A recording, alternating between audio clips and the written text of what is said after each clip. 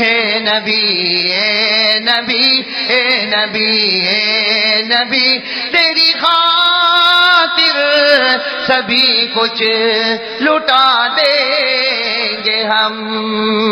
شیخ حضرت شیخ سلیمان مغل یا دامت برکاتہم کا ایک جملہ سنا کہ آج کے زمانے میں اگر مدینے کی حاضری ہی مل جائے یہ بہت بڑی سعادت کی بات ہے. پہلے لوگ ہمارے اکابرین جب مدینہ منورہ آتے تھے تو جب روضہ مبارکہ پر حاضر ہوتے تھے اور سلام پیش کرتے تھے تو انتظار کرتے تھے کہ آج جواب آئے گا، کل جواب آئے گا، 2 دن بعد جواب آئے گا، 3 دن بعد جواب آئے گا. اور الحمدللہ ہمارے آقا محمد رسول اللہ صلی اللہ علیہ وسلم کا مبارک جواب بھی ان کو آتا تھا. لیکن اب کے زمانے میں سب سے بہتر یہ ہے کہ مدینے کی حاضری مل جائے، مدینے کا احترام مل جائے، مدینے کے ہم عزت اور وقار محسوس کریں. اس سے بڑھ کر کوئی دولت نہیں. اور اللہ نے یہ دولت ہم کو دی ہے، یہ توفیق دی ہے، یہ اللہ کا کرم ہے. جتنا ہم شکر ادا کریں کم ہے. اس لیے مدینہ منورہ میں روزانہ چاہے ہم ہو یا جو بھی مدینے کے رہنے والے ہو 2 رکعت شکرانے کی پڑھیں کہ دنیا بھر کی زمین میں سب سے اونچی زمین اگر کوئی ہے، کیونکہ علماء کرام نے بہت بحث کی کہ مکہ کی زمین مبارک ہے کہ مدینہ کی زمین مبارک ہے. بعض علماء نے لکھا مکہ کی زمین بہت مقدس ہے، بعض علماء نے لکھا مدینہ منورہ کی زمین بہت مقدس ہے.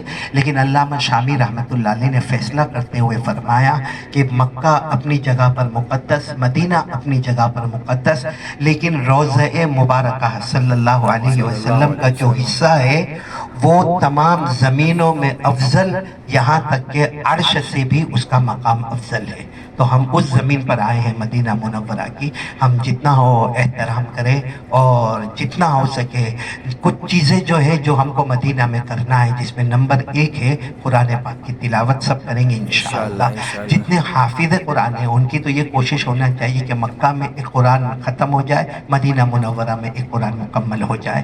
نمبر 2 وہ جو آیت کریمہ ہے 11ویں پارے میں لَقَدْ جَاءَكُمْ رَسُولٌ مِّنْ أَنفُسِكُمْ، وہ آیت کی بار بار تلاوت ہونی چاہیے. نمبر 3 اِنَّا أَعْطَيْنَاكَ الْكَوْثَرَ، سورہ کوثر کی بار بار تلاوت ہونا چاہیے. اور نمبر 4 ہر لمحہ، ہر قدم، ہر لہجہ ہمارا درود پاک ہماری زبان پر ہو اور ساتھ میں استغفار بھی اللہ سے کرتے رہے.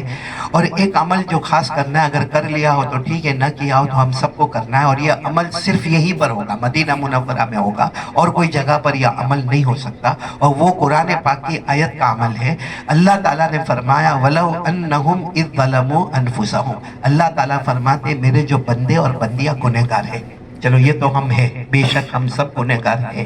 لیکن آگے اللہ فرماتے جاؤ کا، یہ سب مدینہ منورہ جائے اور حضور پاک صلی اللہ علیہ وسلم کے سامنے جائے. چلو اللہ نے ہم کو وہاں بھی پہنچا دیا. اب کیا کرنا ہے؟ فاستغفر اللہ، اب اللہ سے معافی مانگنا ہے.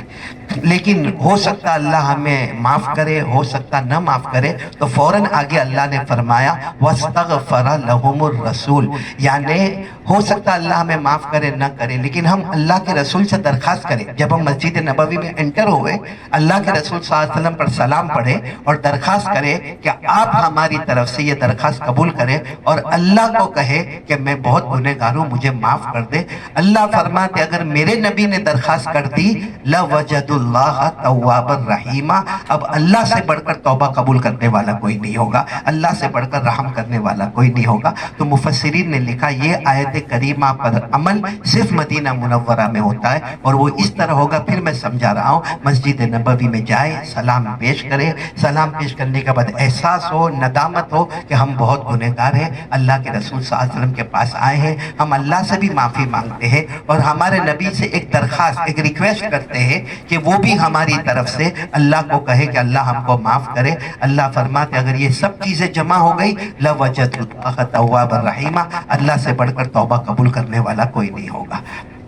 تو ہم سب اس کا اہتمام کریں انشاءاللہ. جتنے دن مدینہ میں رہے اللہ ہم سب کو مدینہ منورہ کی زندگی بھی عطا فرمائے، اور آخری وقت آئے تو اللہ ہم کو مدینہ منورہ کی زمین بھی عطا فرمائے. اور اس کا جتنا ہو سکے اہتمام کرے، قدر کرے. صرف ایک بات بتاؤں گا، ہمارے امام اعظم امام ابو حنیفہ رحمۃ اللہ علیہ جب یہاں مدینہ منورہ آئے اور جب یہاں کے पब्लिक को पता चला, यहाँ के लोगों को पता चला, इतने बड़े इमाम आए। आपने 3 दिन तक मस्जिद नबवी में बैठकर हदीस का दर्स दिया इमाम अबू हनीफा रहमतुल्लाह अलैह ने। हालांकि वो जगह पर इमाम मालिक रहमतुल्लाह अलैह थे, लेकिन इमाम मालिक रहमतुल्लाह अलैह खुद उठ गए और इमाम अबू हनीफा रहमतुल्लाह अलैह को अपनी जगह पर बिठाया।